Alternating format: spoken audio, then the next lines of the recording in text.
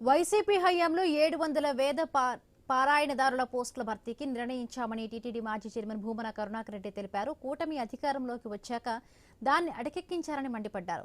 4 నెలల క్రితం ఇంటర్వ్యూలు చేశారని, ఫలితాలు పక్కన పెట్టేశారని ఆరోపించారు. పరిశీలకుడుగా నియమించిన వ్యక్తి ఓ రిటైర్డ్ ఆఫీసర్తో కలిసి ఒక్కొక్కరి దగ్గర 1,00,000 వసూలు చేశారని భూమన ఆరోపించారు.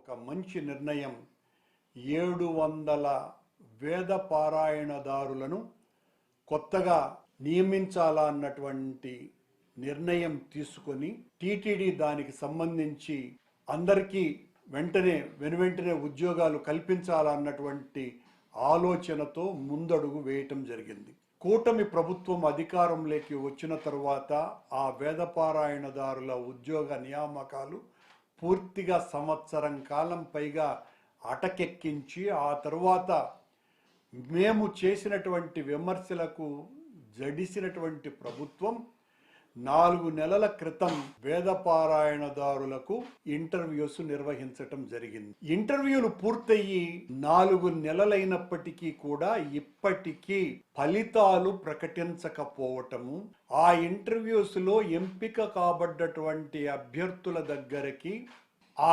ఇంటర్వ్యూలలో అబ్జర్వర్గా నియమితుడైనటువంటి వ్యక్తి కూటమి ప్రభుత్వం వచ్చిన తర్వాత ఒక కీలక స్థానంలో నియమింపబడ్డటువంటి ఒక రిటైర్డ్ వ్యక్తి వీళ్ళందరి దగ్గరికి వెళ్ళి మీరు సెలెక్ట్ అయ్యారు అని ఒక్కొక్కళ్ళ దగ్గర 1,00,000 రూపాయలు వసూలు చేస్తున్నట్టుగా వాళ్ళందరూ కూడా ఎవరైతే ఎంపిక కాబడ్డామో అని ఈయన వాళ్లకు చెప్పారో వాళ్ళ